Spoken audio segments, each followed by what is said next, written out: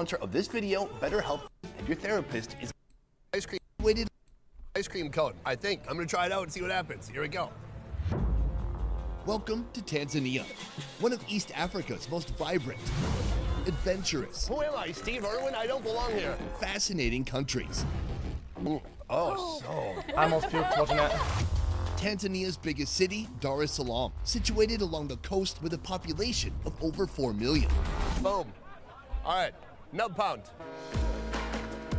Our cross-country journey begins Cioè, here è as chosen I or head to not? Is it chosen or not? parts unknown in search of humble street food that packs a big punch. It's not like there's a couple fish. It is like nothing but sardines.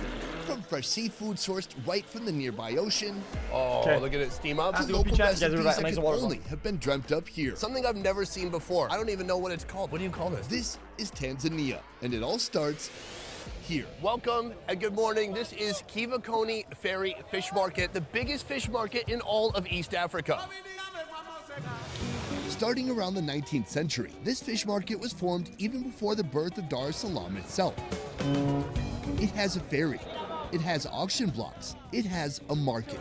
You can even find fresh, hot and tasty, ready-to-eat food. Everything revolves around this saltwater currency, seafood. This is where everything here at the fish market begins. It begins with the ocean. These fishermen woke up at the crack of dawn or earlier, actually. They went out, they got their catch, and now they're bringing it back. There is no dock, there is no pier, so they must manually carry the catch by hand from the boats to the land. You might not wanna get close. We a little wild war, covered in tattoos. Run it up, taking all the views. This is really different than fishing I've seen in some countries I've been to recently. In Jamaica, in the Bahamas, it was all about single-person fishing. People just had one boat. It was like a solo man's journey. But here, you can see people are working in really big teams. Every boat that I can see out here has at least 10 men on it. Whichever unfortunate underwater dweller swims into the net will soon be landing on someone's dinner plate. From big to small, colorful to camouflage, from common to rare, every type of seafood you can imagine is here. Oh, this is great. For some reason, they've allowed me to come aboard one of these ships. It looks like a bunch of sardines here. They're offloading the catch. They scoop it into the buckets, and then this heads to shore next. It's completely wild out here. I've never seen anything like it, but so far, everyone's pretty friendly and pretty helpful. The only thing they say is don't step on the nets with shoes on. Understandable. Dude, what the heck? This is something you would see on the menu at a fine dining restaurant. A freaking swordfish, 45, 50 pounds, huge. That is wild. Good catch. When you're out here, there is no trespassing. Captains and fishermen cooperate, linking their boats together and allowing passage from one to the next. Boom. All right, nub pound. These guys been doing this for the last 15 minutes. It's like a slow sideshow. I love it. If you do make it out here, expect to get wet. That's no problem for a man's man like me, except I'm just kind of worried about getting my microphone wet. Oh my God, it's my Prince Charming. Okay. Yeah. If the seafood heading to shore isn't sold on the spot, it moves to the nearby market where it'll be auctioned off to the highest bidder.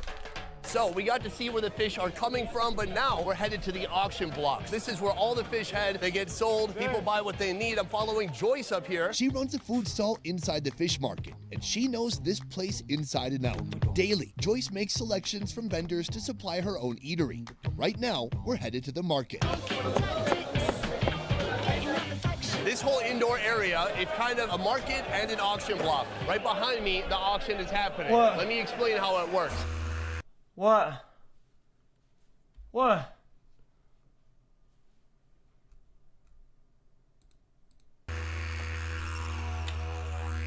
No todo.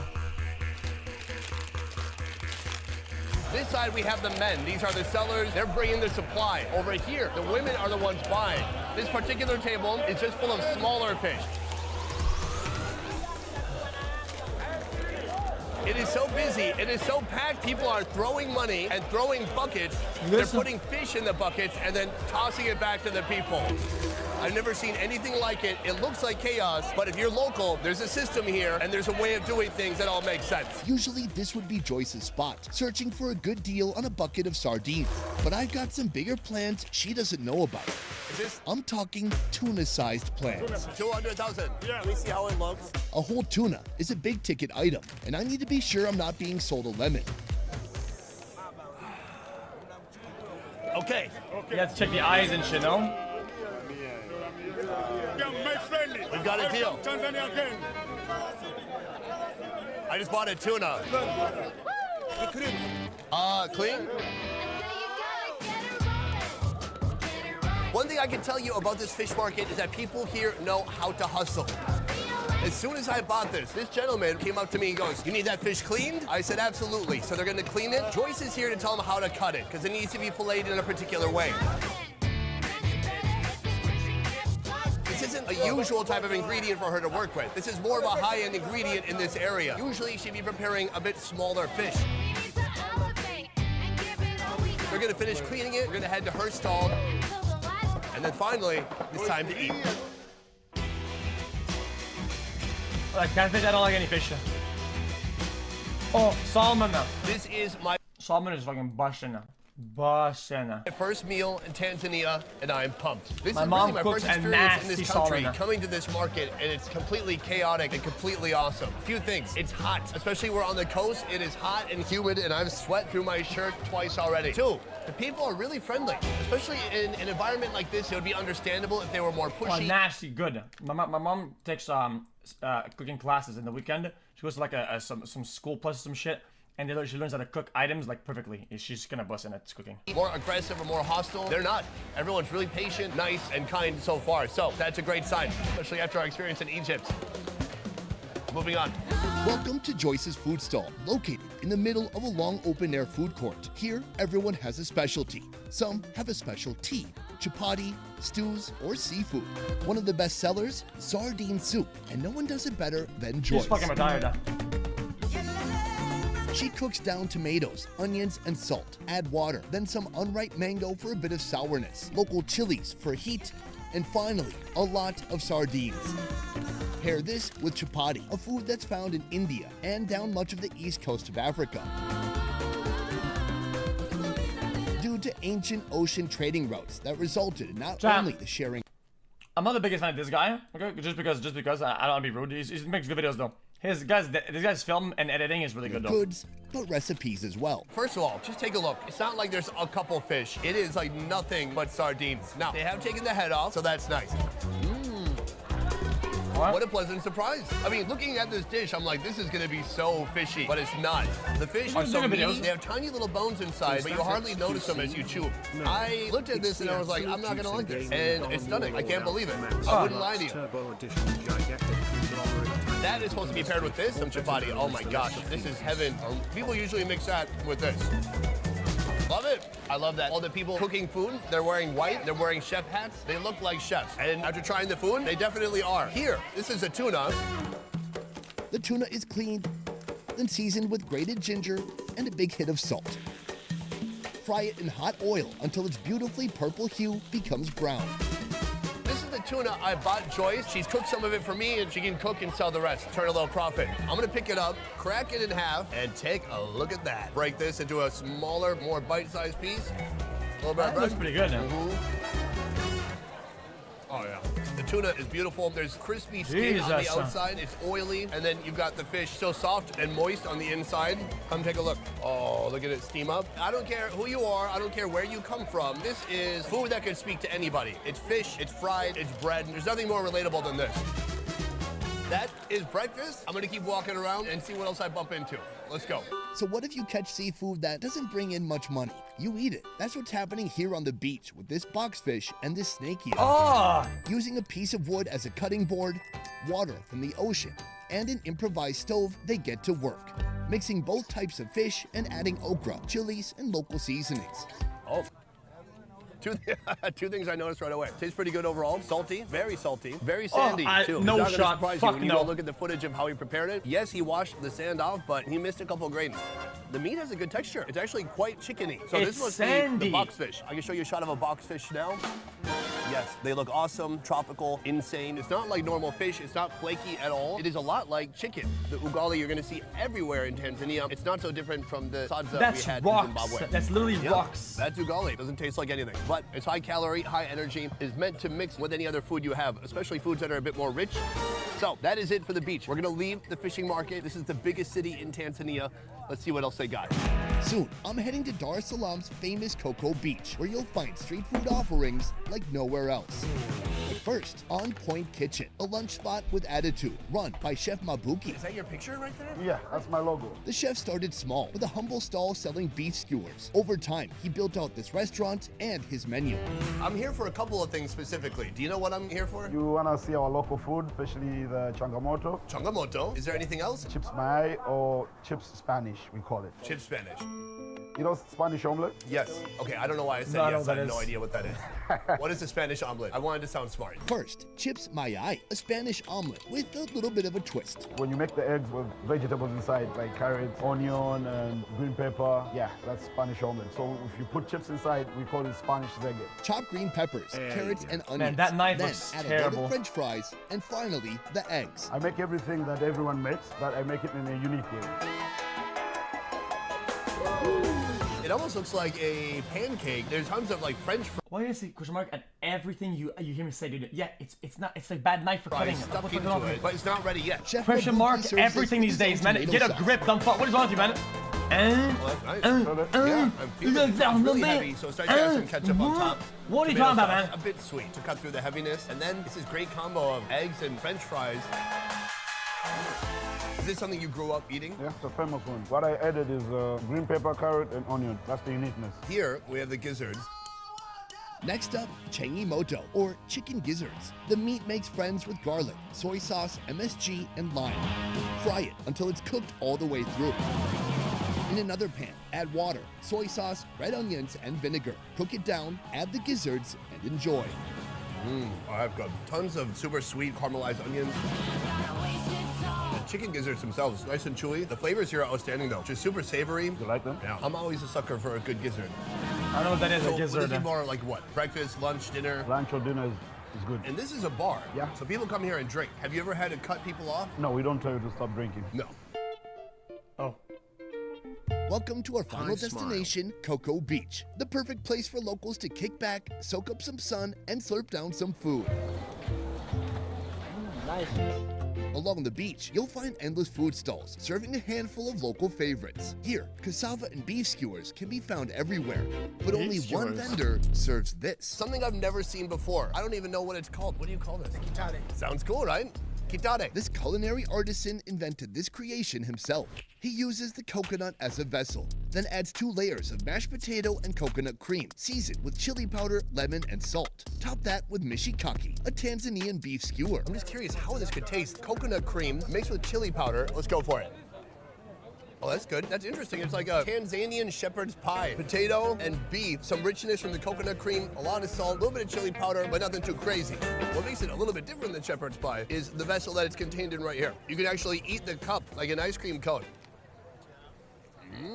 Oh, that's awesome. That's a wild combination. This is what I love about my job. I didn't even know I was going to eat this today.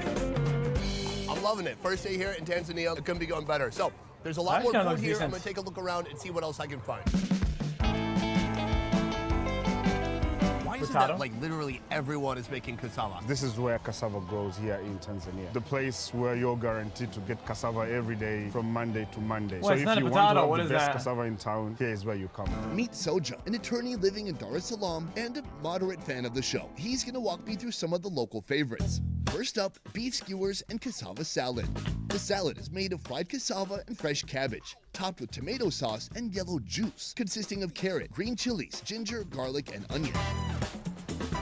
Yo, Platt, try to No, get you into spicy, the beta, and man. it has like a little bit of that MSG flavor. Platt, that did you you get from into the beta or ketchup. not? Yes. Oh, cassava is awesome. I always say cassava is like one of the most underrated foods. I don't know why like the russet potato in the USA is this like king of starch. Cassava is way better. Yeah, we use it a lot. You had ugali earlier. Amongst the two, yeah. Yeah, we use cassava I'll talk to him today. I'll put him- I'll to give him a make list. ugali. Now, mine tastes a little bit like sunblock. Do you think that might just be my hands? Maybe. Does yours taste like sunblock? No. It's my hands. It's your hands. Do you ever use sunblock? No. Here we have like the world's tiniest meat skewer. Yes. It's so tiny. So it goes meat, fat, meat. Grab like 3 or 4 of them. Wow. Delicious. Is beef pretty popular here? Yes, in public places like these ones, everything is 100% halal. Right. The most popular religions are Muslims and Christians. They almost account to half of the populations. So areas that sell pork here are very well identified, clearly labeled, Right. so for Muslims not to get mixed. Right, this is course 1. We still have one more course here. So there is a lot of similar foods, but I did find something Hello. that I had never seen before. Yep. Our final unique dish today, Royal or rodeo? Urojo. urojo, made with potato, spinach, onions, diced hard-boiled eggs, and 2 special ingredients that Sojo will explain soon. Soak everything in a thick soup made of wheat flour, mango juice, and lime. Is this something that you grew up eating? Not really. One day I This don't food like is a popular fucking in mango, Zanzibar. man. It's a Zanzibarian dish. So it's also very popular in the coastal areas near to Zanzibar. This we Fuck, call it man. I kachori, was so into made this, of man. Wheat flour and potatoes. And then we have bajia. Oh, yeah. It's made from Mango. Oh, really? I fucking hate mango. That's disgusting, man. Beef or something? No, it's not meat. The broth, it's very thick. So the mango juice is thick. I don't like So that when at they all, add a man. bit of wheat flour, it becomes a bit thicker. Now I got the kachori. Yeah. Very tender potato. Yeah, it tastes like a little ball of mashed potatoes. Yeah. That's nice. As you search around, every bite's a little bit different. That's the fun of Urojo. It's like a mixture of different tastes as you go. There's something I'm really curious about here. Toenail There's a take ban right here there, on plastic right there. bags, Look at right? the toenail take. Look. How long has that been in effect? Sometimes around 2019. And what kind of impact has that had? Well, the environment has become a bit more cleaner and better, especially these coastal places. When we flew in, Yeah. they tell you over the intercom on the airplane, do not bring plastic bags Right. into our country. Yes. I find it very remarkable because most countries would say, we would love to do a ban, we would love to not have our streets and oceans and coasts littered with plastic, but it's too hard and it's not realistic. They would say that. Yeah, they would. But then Tanzania actually fucking did it. Yes. There's no way it was easy to begin with.